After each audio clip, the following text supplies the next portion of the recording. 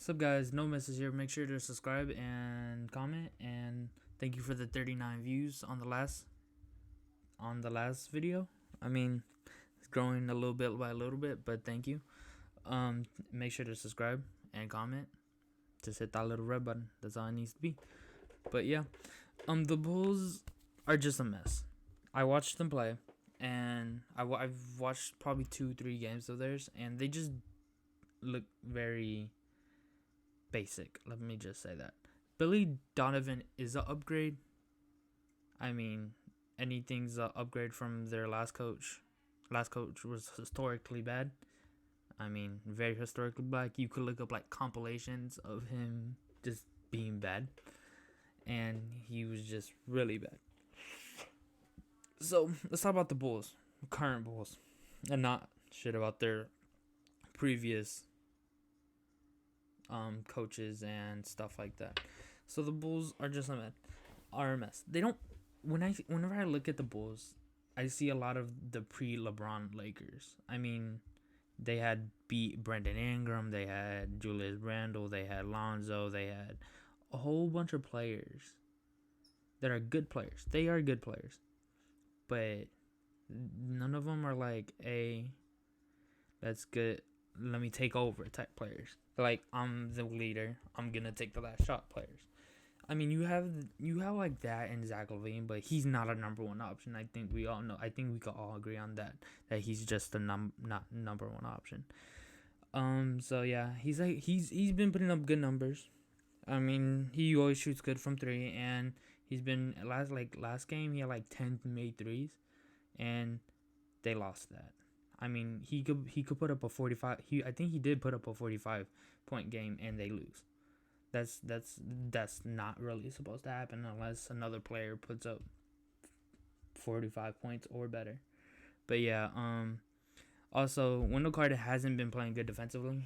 He's always been a prospect that was like a guy that could switch onto the perimeter, defensive rebounder, a really good shot blocker, rim protector type of guy, but this year he hasn't been good defensively. He's been taking more threes. Maybe that's getting in his head. I heard a funky diabetic was. I heard that he was talking about how they were wanting to take more threes, and maybe that's gotten in his head. I really doubt that though. I mean, you're an NBA player. It should be more. I know it's mental, but at the end of the day, defense is defense, and you should be able to know how to play defense. Maybe he just needs to stop taking threes. He's not shooting well from threes. Anyway, they're really good offensively. They have the 12th best offensive rating. Right now they have the 26th defensive rating. Their best defensive player, is Patrick Williams, the 4th pick this year, who's a rookie, and he's the best defensive player. I mean, you have off the bench, you have Thaddeus Young. I don't even think he's playing right now. I think he's injured.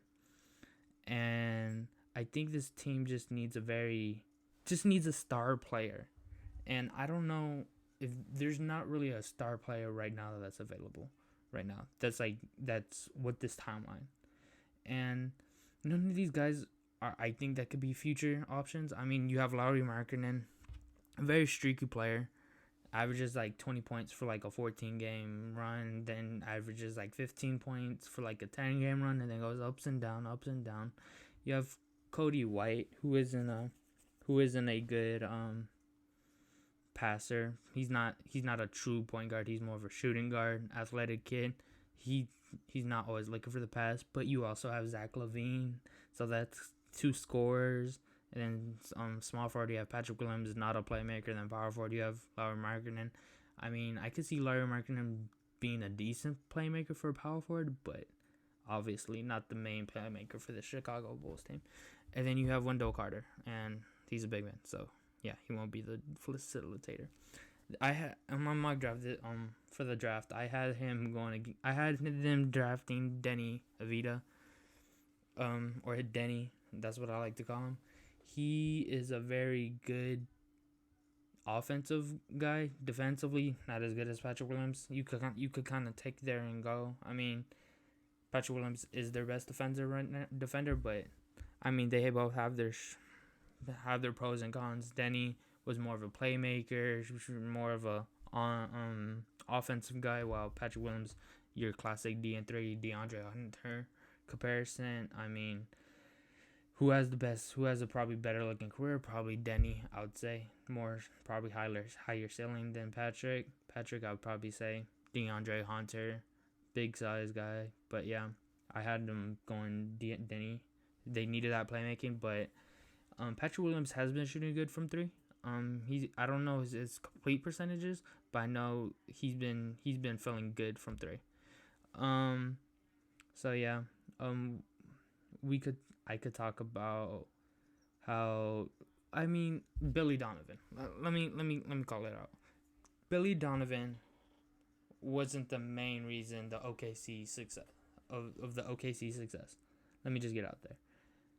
The main reason of the OKC success was mainly CP3. I'll just say it. CP3 was the only reason they were a playoff team. CP3 is basically a head coach in a player's body. He's a head coach player. And Billy Donovan won't hurt your team, but he's not one of those top 5 coaches that will lead your team into the playoffs just by a game plan. Not like Eric Spoelstra, regular season Bud, not Brad Stevens, not to some degree what's his name? Greg Popovich. He's not a Greg Popovich. Some degree Mike D'Antoni right now. And this team is just very... Coaching staff's average. Not really good defenders on it. Or not only the best defender is a rookie, which is not a good defensive player at the end of the day. And you have a whole bunch of shooters that want to take shots, and there's not really a pecking order. I mean, you could say the pecking order is like Zach LaVine, then like Lowry, and then like Kobe, but I don't think they really respect each other like that. We're like, okay, he's taking the shot at the end of the game, and it's not like, oh, well, let's get this shot up. So yeah, also, I have a few star players they could trade for, I guess. I mean, with the Raptors struggling this year, and I feel like they should go into that rebuild. You already won your championship. I think it's time for you to call it in. Try to take 1 year or 2 years off. Try to build around Pascal. Pascal has started the season off slow, but he's kind of been ramping it up. He had like a triple-double, and then he missed a game-winning shot, but he still had really good stats. And I don't think Pascal could be the second option, but I'm getting off track right there. And that's for a whole another video.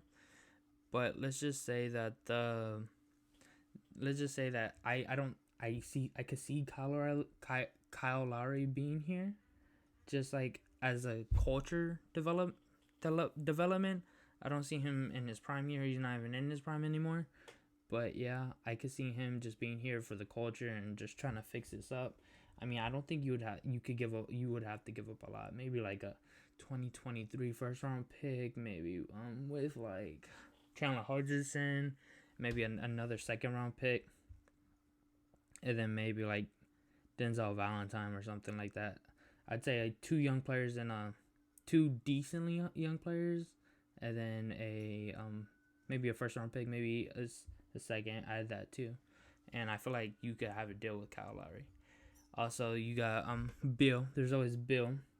If you get Bill, I think you would have to trade. I think you would have to trade Zach LaVine. No doubt. And then once how good? We know that Bradley Beal is a good player and is a better player than Zach LaVine, but at the end of the day, Bradley Beal knows how to make buckets, and Zach LaVine knows how to make buckets. They both kind of do the same thing, but Bradley Beal knows how to do it better, and he's more of a leader, and he establishes that role. But yeah, you'd probably have to have Zach LaVine, then like a first round pick, maybe the 2023 first round pick, and maybe like Chandler Hutchison or Daniel Gafford or something like that. Maybe probably 2 first round picks at the end of the day, and then I don't think you would if Bradley Beal. I don't think Washington pulls this trigger unless Bradley Beal demands a trade. So I think you would have to. I think you could probably get a good deal for him.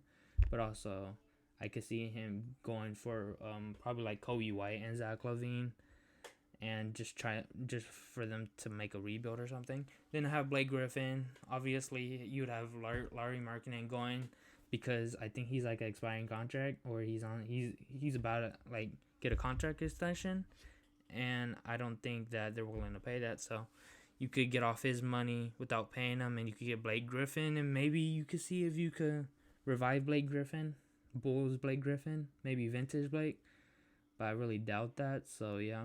And then maybe you could get Kevin Love, sending Lauri Markkinen, try to get off that contract. I would rather take Blake Griffin than Kevin Love because that contract's shorter for Blake Griffin. But yeah, so yeah, the Bulls, they just need to stop.